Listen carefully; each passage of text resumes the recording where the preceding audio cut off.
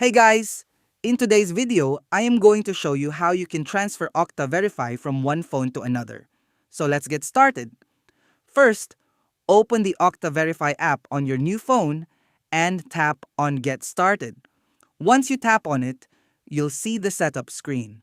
Go ahead and tap Next to continue. Now tap on Add Account. Then choose Organization.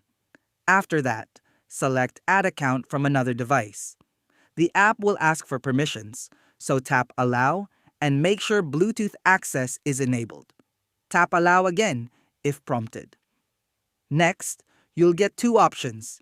You can either scan the QR code from your old phone or enter the code manually.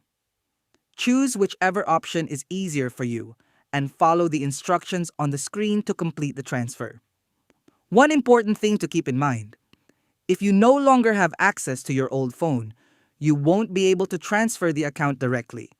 In that case, you'll need to contact your organization's IT support, our help desk, so they can reset your Okta Verify enrollment and help you set it up again on your new device. That's it. That's how you transfer Okta Verify to a new phone. If this video helped you out, don't forget to like, subscribe, and drop a comment below. Thanks for watching.